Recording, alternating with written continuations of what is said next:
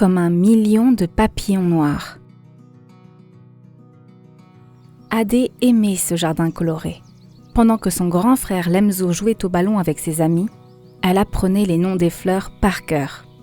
Elle adorait voir cet arc-en-ciel floral s'étendre devant elle. Le violet des lilas, le blanc des lys et des anastasias, le rouge des tulipes et des coquelicots. Quelle que soit leur odeur ou leur couleur, les papillons se posaient sur leurs pétales ouverts. Quand Lemzo appela « Adé, il faut rentrer !» Adé ne l'entendit pas. Elle regardait les papillons butiner le cœur des fleurs, les unes après les autres, sans fin. Il y avait 3 choses qu'Adé adorait par-dessus tout. Les éclairs au chocolat, les papillons et poser des questions. Elle était très curieuse. Pourquoi le beurre salé est-il meilleur sur du pain chaud? Pourquoi y a-t-il de plus grandes fleurs en Martinique? Pourquoi Yaya, sa cousine, fait-elle des tresses avec du fil? Quand certaines questions lui échappaient trop longtemps, maman avait toujours les réponses. Adé se demandait parfois si les grandes personnes disaient toutes « je ne sais pas » ou si sa maman était si belle et intelligente qu'elle détenait seule toutes les réponses. Ce jour-là, devant les fleurs, Adé sentit une petite goutte tomber sur son nez, puis 2, puis 3. Quand Lemzo s'approcha avec Nathan et Zora, elle entendit des rires. « Pourquoi vous riez ?» demanda-t-elle, surprise. « Regarde tes cheveux !» dit Nathan. « Ils grossissent bizarrement. »« Tes 2 nattes ressemblent toujours à des carottes tordues, mais sous la pluie c'est encore pire !» se moqua Zora. « Arrêtez de vous moquer !» dit Lemzo. « Viens, Adé, on s'en va !» Son frère lui prit la main, mais le mal était fait. Adé remit sa capuche sur ses nattes mouillées par la pluie et ses joues mouillées par les larmes. À la maison, Adé se réfugia dans la chambre de sa mère. « Maman, je veux défaire mes nattes. »« Mais pourquoi ? Je croyais que c'était ta coiffure préférée. »« J'en veux plus, » dit-elle en croisant les bras. « Mes cheveux ne sont pas beaux. »« Pourquoi dis-tu cela ? » ?»« À l'école ou au parc, les enfants se moquent de moi. Ils disent qu'ils sont gros comme des coussins, noirs comme du charbon et secs comme du sable. »« Et tu penses qu'ils ont raison ? » ?»« Oui. » « Je vois, » sourit sa mère. « Moi qui croyais que tu aimais les papillons. »« Mais j'aime les papillons. »« Eh bien, ne naissent-ils pas chenilles, grosses comme des coussins? Ne se transforment-ils pas dans des cocons secs comme du sable? Et ne sont-ils pas noirs comme le charbon, eux aussi? »« Si. »« Alors, pourquoi tes cheveux seraient si différents ?» Adé réfléchit un moment. Si ses cheveux étaient aussi beaux que des papillons, pourquoi se moquait-on d'elle? Elle avait des doutes. Si mes vanilles sont grosses comme des chenilles et que mes chignons sont secs comme des cocons, est-ce que mes cheveux sont des papillons? Demanda-t-elle en montrant ses nattes. Ça, c'est à toi de le découvrir, répondit maman. Mamie m'a toujours dit que le meilleur moyen de le savoir était de guetter leur envol. La petite Adé sourit. Le lendemain, à l'école, elle observa ses amis. Il y avait les cheveux rêveurs de Fanny, les cheveux soyeux de Yemi et les cheveux timides d'Abeni. « Alors, pour les papillons, nos cheveux seraient de grands buissons ?» s'étonna Yemi. « Si tes tresses sont un labyrinthe, ils se sont peut-être cachés là » rit Fanny. « Si c'était vrai, on se réveillerait avec des papillons sur l'oreiller » dit Abeni. Adé se gratta le menton. Elle ne savait pas qui avait raison. Mais pour le découvrir, elle était prête à les faire sortir.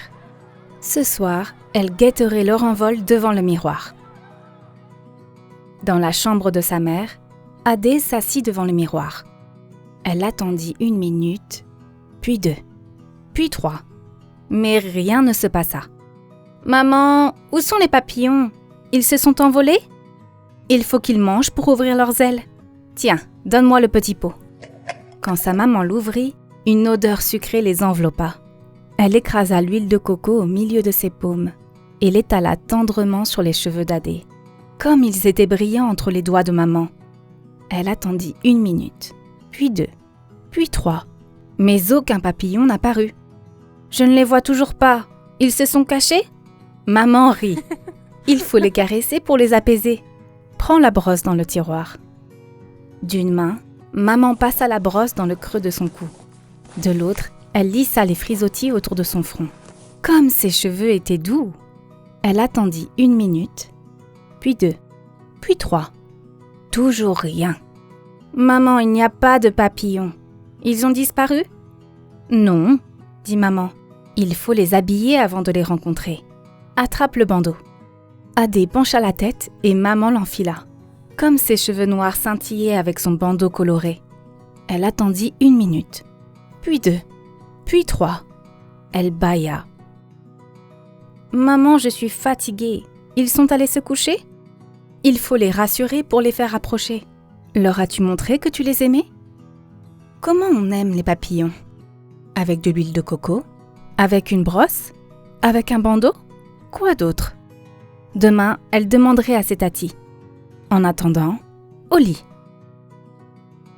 Dans la maison de mamie habitaient Tati, Tata et Tantine. Tati avait toujours un chignon semblable à une Christophine. Tata avait des bantous ronds comme des petits safous. Tantine, la plus âgée, avait des cheveux gris et ambre comme la peau du gingembre. Adé leur raconta ce qu'avait dit maman, puis demanda « Alors, comment on aime les papillons ?»« À ton avis, comment la mer des Caraïbes fait-elle des vagues ?» interrogea Tantine. « Et comment la terre d'Afrique fait-elle pousser l'igname ?» ajouta Tata. « Et comment le ciel fait-il tomber la pluie sur les pétales ?» plaisanta Tati. « Bah, je sais pas moi. » Les 3 tantes caressèrent les jolis cheveux d'Adé. « C'est parce que toutes ces choses font ce qu'elles aiment, » répondit Tati. « Crois-tu que la mer ferait des vagues si elle n'aimait pas être bercée? Que la terre ferait pousser tous ses fruits si elle n'aimait pas offrir? Que le ciel ferait tomber la pluie s'il n'aimait pas les fleurs ?» demanda Tata. « Aimer, c'est montrer aux autres ce qui nous fait du bien, » dit Tantine. « Pour aimer tes papillons, fais-leur ce que tu aimes. » Adé était soulagée. Ses tantes étaient nées sur des continents différents et chacune d'elles l'aimait à sa manière.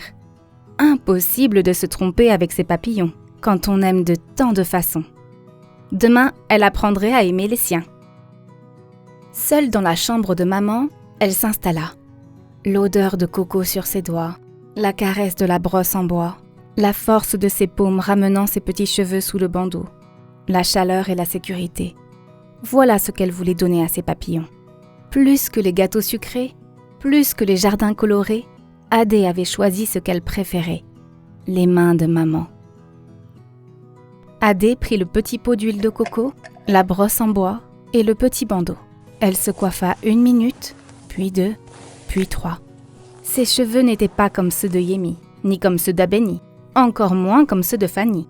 Pourtant, en les tressant, en les nattant, en les serrant, comme il était amusant d'imiter les mains de maman. Elle admira le résultat. Ses cheveux étaient brossés, le bandeau les entourait, l'huile les faisait briller, tout était parfait. Pourtant, aucun papillon n'apparut, pas un seul. Non. À la place, elle voyait quelque chose de beaucoup plus grand, de beaucoup plus brillant, de beaucoup plus impressionnant. Était-ce les vagues des grandes eaux dans les reflets brillants de son afro? Était-ce une mer agitée qu'elle voyait, là dans le miroir? Était-ce simplement la beauté de ses cheveux noirs? La maman d'Adé entra doucement. Avec ses mains rassurantes, elle caressa les cheveux crépus et parfumés d'Adé. Elles se regardaient toutes les deux dans le miroir. « Alors Adé, tes cheveux ne sont-ils pas gros comme leur nid, noirs comme leurs ailes, doux comme le feuillage qui les abrite? Regarde, ils forment de petits tourbillons ce soir, comme l'envol d'1 million de papillons noirs. »